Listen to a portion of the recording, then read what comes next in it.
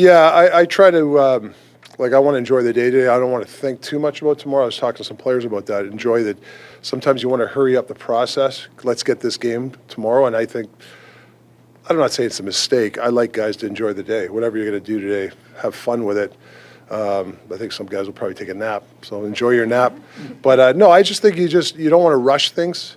That's kind of the same thing for me. I mean, I'll do a few things today, but we've done a lot of work the last couple of days, and I told the coaches that, after the last meeting to shut their brain off for the day. Like, don't think hockey until tomorrow morning. Rick, when you got here, you looked at JT and you said, I see a lot of myself in him. Here we are, 102-point season later. It's come to fruition. What kind of player he is? How impressed are you with his all-in, buy-in right from August on? Yeah, no, he's he's a guy that drives a lot of play for us. He's an emotional guy, and I thought he just did a good job of keeping it in check. Sometimes, now it's the playoffs. Same thing. We got to make sure that not just Millsy, our team, doesn't get frustrated, and those are the next steps for us. But he's been terrific all year for us, and even when he's got his B or C game, he somehow contributes, and that's when you have a good player. Do you lean on a leadership group with a guy who's been to Game 7 finals, twice in the conference finals out east? Do you lean on him, his experience? Yeah, I think the temperament of Millsy around the players is, you got to make sure, there's a lot of guys that haven't played. There's some guys you can tell maybe a little antsy, so you got to make sure they have a good demeanor around the room. For all the guys who haven't played and are going to discover what playoff hockey is like tomorrow, what should their attitude be? How should they embrace it and somehow approach it without being intimidated by it? Well, I think the approach for me, I shouldn't say don't worry about scoring goals or making play. You want to make plays, but any little play matters. Whether it's a good change, a good block, or something. So you got to stay focused that way. Something might not happen the first two periods for you. It might be neutral.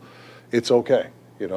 I've just from being on the bench as an assistant coach with Pittsburgh, there's been some games where Sidney Crosby, the ultimate guy, right, where the game was playing, nothing was spectacular, but he just let the play happen, and then eventually something happened and he made a great play. It's the same thing with players. Sometimes players, if nothing happens, they press the envelope.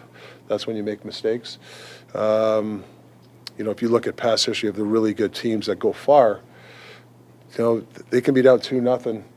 And they're still playing the same way after the first period. So I think that's what I guess my message to this, especially guys I haven't played before, just stay with it. It's okay. You don't have to press all the time. You want to pressure, don't get me wrong, and play hard, but to me it's just stay within yourself. Do you dial up your coaching, the information that you provide, the level that you want a hard match, like all of those things a little bit more in the playoffs? There's probably a little bit more. There's a couple things we'll probably match a little bit. You'd be crazy not to. They got some talented players over there. So we'll look into that. But, I don't want to make it too much because then you take flow out of certain guys. But you'll look for some mismatches for sure. It's just like they will. You spoke to Petey a little bit extra at the end of practice. And was there a specific message there, or what were you trying to get across? No, he was asking me, I forget what he was asking about a play, and then I just asked him what he was doing for dinner, and we were just talking about today's whatever. I said, I told him no video games tonight. So he said, I think he shut it down for a while. Good, no video games. You mentioned Sam Lafferty the other day as a guy you think that's going to thrive in the playoffs. Is that part of the thinking and putting in with Petey? Well, I just think that there's probably 2 or 3 guys that might get bounced around in that wherever, there might be a couple of lines. There's some set lines, but I think Sam, last few games, heavy forechecking guy. I think he can jump on some loose pucks, and we'll see how it goes if he's there tomorrow night. But I got a feeling him up there. Rick, this is a matchup that's going to see 2 of the NHL's top defensemen go up against each other. Can you compare how Hughes and Yossi play? Well, they're the same thing. They drive play. They both have the puck on their stick a lot. They both can defend because of that, and they're a fourth forward out there. So both break out the puck very well, walk the blue line really well. Both can shoot the puck. I mean, it's you got arguably the two best. There's two other guys, McCarty, you could throw those in there, but in one series, you got the two best defensemen in the league right now. And I'm sure they're game planning Hughes, and we're game planning Yossi. A big game plan against those guys. They're that good. You had DiGiuseppe in, and it looked like Pods was an extra.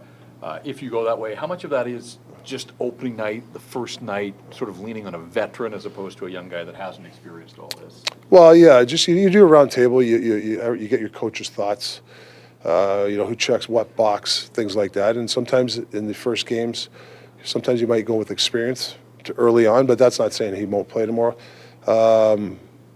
Things like that, gut feeling. I thought if Deej does, but I thought he played good against Nashville his first 3 games at the beginning of the year. So I think he scored a goal. I mean, you're looking for anything like that, but experience does help. We see generally the first 5 minutes of every playoff opener is just chaos, right? Like for some of the guys who maybe that's not in their wheelhouse or their comfort zone, do you have to talk to some of your players to be prepared to take punishment, but also dish it if they can?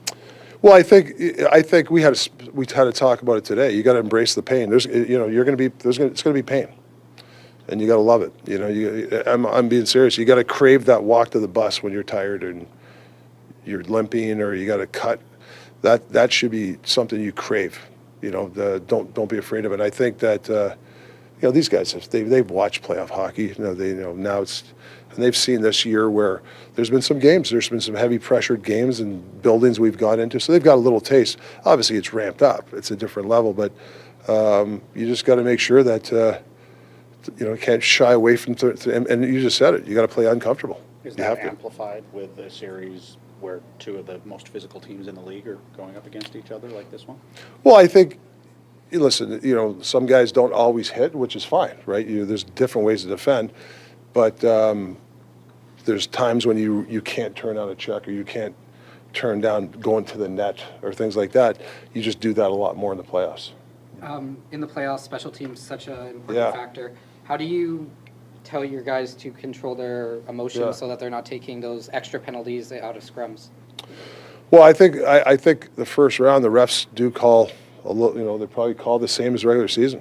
They want to set the tone. So, it's the same thing we've preached all year is the stick penalties. You got to keep your stick down. You got to stay within your details. Aggressive, tough hockey doesn't mean you have your stick in the air or your elbow in somebody in the head. It's legally checking a guy hard, confrontation in front. And hopefully both teams don't snap their heads back.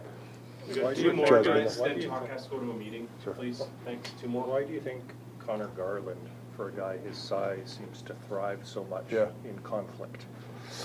Chip on his shoulder, all of his life, he's, you're a small little kid, you can't play with the big boys type of thing. I think, we laugh about it, but he's had to change his game from junior. We've had talks about this. He was a heavy point guy, and he knew he's not going to come up here and score 100 points like in junior. I'm not saying maybe one day he can, but he's got a little bit of a chip. Like he likes going in the corners, and he likes the confrontation. That's his game. That's when you know it is his game. But there's some times where I talk to him, he holds on it a little bit too much, and he might get doubled up and get hit hard. So he's just got to make sure he knows when to get rid of the puck. But he loves a confrontation. And that's why he drives lines. Last one, please. Rick, this team is one that you faced early in the season, but the way that they've started playing is almost completely different. Does the fact that you've had success against them, but also so much has changed for them, in any way complicate your pre-scout or your preparation for this series? Yeah, it's a good question. I'm not, we're not sitting here. We beat them 3 times, and we're not sitting here on our laurels. They were one of the hottest teams. They won 18 straight games. Bruno just got the job. Took them a while to understand his system. They're one of the better offensive teams. I think the second half, one of the better rush teams. So they're getting his system. So saying that, is it harder to game plan? No. We know, there's some certain things we got to do. Yossi, we got to take care of Forsberg. They're a good rush team, so we've worked on our rush coverages, the weak side, little things like that. But it's a little different. It's a different team, sure. And then you obviously got the great goaltender. So it's an evenly matched series.